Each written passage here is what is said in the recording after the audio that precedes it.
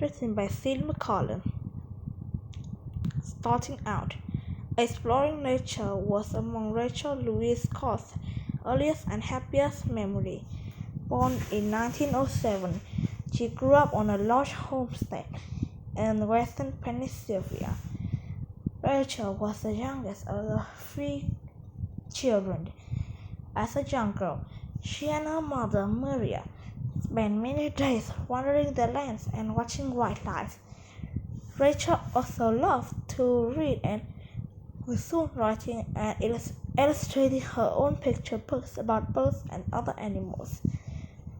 She even published stories in popular children's magazines. By the age of 10, she already knew what she wanted to be a writer. Maria Carson was determined that her bright, hardworking daughter would have a chance to go to college. The family was always short on money though. Robert Carson, Rachel's father, struggled to keep a job. Maria taught piano, did odd jobs, and sold her china dishes to earn money for Rachel's education. In an early warning for months, Rachel Carson had been reading the research coming across her desk. The year was 1945, as she worked as a scientist and editor-in-chief for the U.S. Fish and Wildlife Service. It was her job to edit the department report. Other wildlife biologists were raising concern about common pesticide known as DDT. DDT killed mosquitoes and other pests. However, researchers reported that whenever it was sprayed, kids and other wildlife were also dying. Tests raised concern about its long-term effect on humans as well, but government officials ignored this report. That July, Carson wrote to a Reader Digest, a popular American magazine. She proposed writing an article about DDT and its negative effects. The population was not interested, so Carson turned to other work. 12 years later, DDT was used more than ever again. It began to Carson's attention. By this time, however, she was a best-selling author. She would use her new fame to protect the natural world she loved. How? By telling people the truth. Starting out. I read this already. In 1925, Rachel Carson enrolled at a nearby college.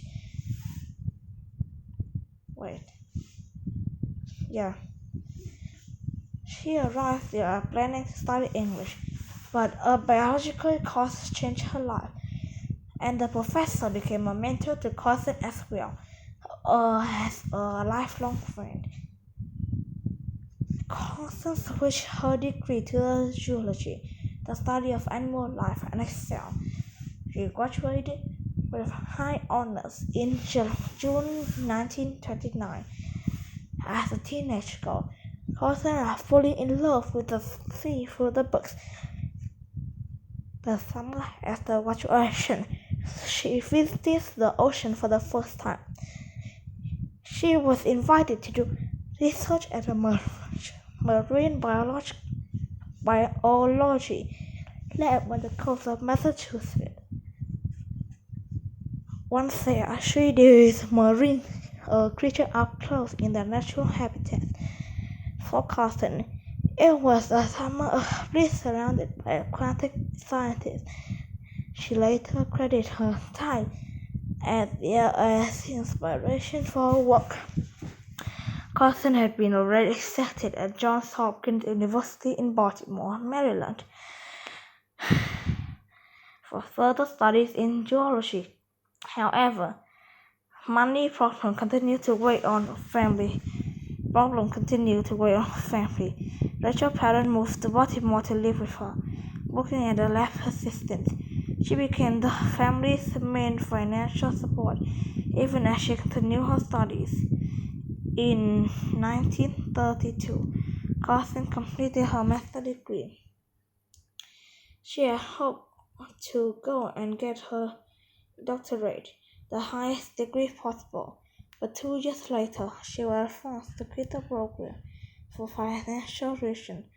Carson's love for writing soon came into play. Carson did not realize it yet, but she was an ideal place for her time's life work. Her project sharpened her writing skill to a fine point. At the same time, she was studying the latest research by expert scientists. When vacations were possible, she and her mother escaped to the seashore. There, Carson would lose herself watching birds, exploring tidal pools, and tramping across mud flats in search of natural wonder.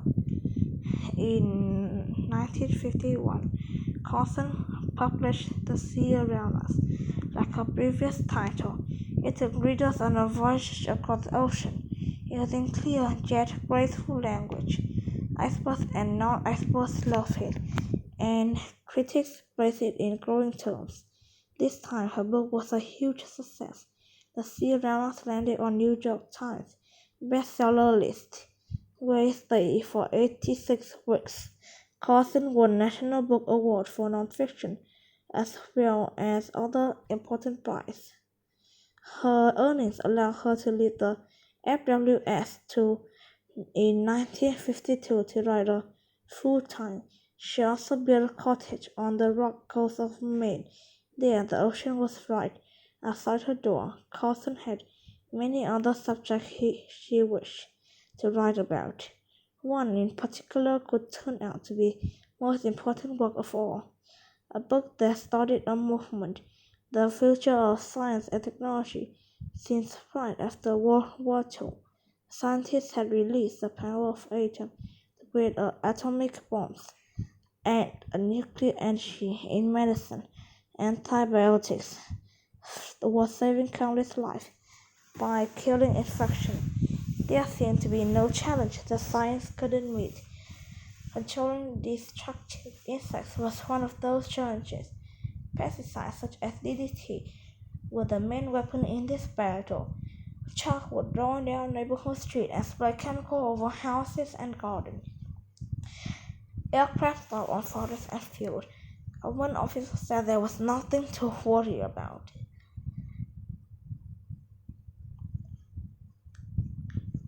By 1957, Carson doubted that pesticides had been renewed. She had researched a report about DDT during her first time with the FWS. Now she was hearing reports from her biologicalists and naturalists. They described dead and dying bird populations in places where DDT was used. Fish were being poisoned. Helpful insects like butterflies and bees were dying too. Carson began collecting information for a new book. Her research revealed the likelihood of chemicals in pesticides and herbicides could cause serious illness in humans too, including cancer. Still, Carson knew her evidence had to be rock solid. She would be questioning whether huge chemical companies were poisoning people as well as wildlife. Her friends warned her that their power was to destroy her reputation. As she finished her draft, she sent every chapter to experts to a fact check. A book that started a movement. The future of science and technology seemed right after the World War II. Scientists had released the power of atoms on to create atomic bombs and nuclear energies. In medicine, antibiotics was saving countless lives by killing infection. There seemed to be no challenge that science couldn't meet. I read this already. Even as she continued this work, Carson faced serious personal challenges. In 1957, one of her nieces died, leaving Carson to care for a young great-nephew. A year later, her beloved mother passed away. Then, in 1960, Carson learned she had cancer. Progress on the book was slowed by the surgery, treatment, and periods of intense pain. In September 19 1962, Silent Spring was released. The title described a world where birds and insects no longer sang or buzzed because chemicals had wiped them out. In the book, Carson carefully laid the scientific evidence about the impact of the pesticide and herbicide on the government. Also raised questions about ways they might harm the human health. Silent Spring stayed on the bestseller list for more than a national debate about the safety of using chemicals to control nature. Carson did not call for a total ban of these chemicals, however. She did urge the government to test them more carefully and regulate them more closely. She also urged the reader to consider the long-term dangers of poisoning the environment. Again, she displayed her talent for explaining complex science in a way that non-scientists could grasp. As predicted, chemical manufacturers attacked. They criticized Carson's research and qualification. Some simply because she was a woman.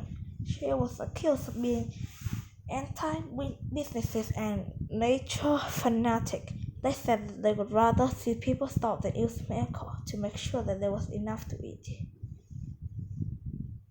For the month that followed, Carson calmly explained her position in speeches and interviews. Although scientists defend her failing health, Carson testified before members of the U.S. Senate, President John F. Kennedy, and other political leaders joined to point his findings as proof that government needs to study environmental policy more carefully.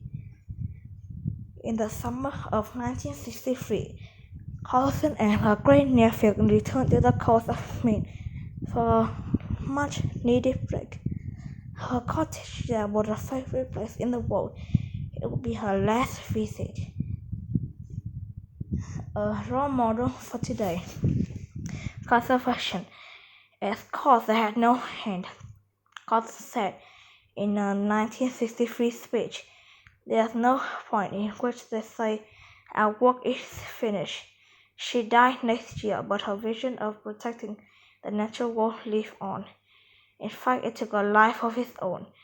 No exaggeration to say that the Silent Spring had inspired the environmental movement that followed. More Americans questioned the use of pesticides and uncontrolled pollution. Carson's writing contributed to the new laws to protect wilderness and wildlife as well as people. They included the Clean Air Act, the Wilderness and the Clean Water Act in the Endangered Species Act. Carson's environmentalism grew out of her love of nature. She was fascinated by the beauty and the science of ecosystem. Her life work was communicating that joy, believing that people would protect what they love. She thought of humans as belonging to the natural world, not as its enemy. Today, wilderness area and wildlife population continue to shrink. Threats to the environment are greater than ever, including the global danger of climate change. At the same time, environmental awareness and activism have grown. With her determination, courage, and passion, Rachel Carson remains a hero and a role model for the challenges we face. Good job!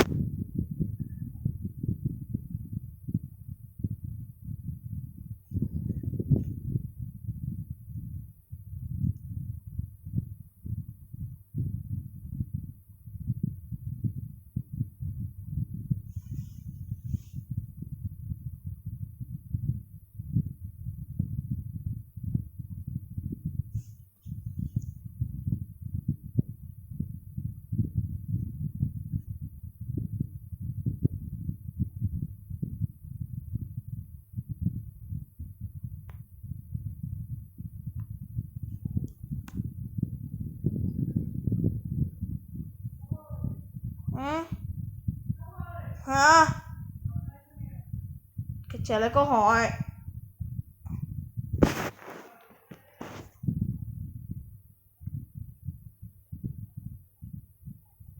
makes perfect.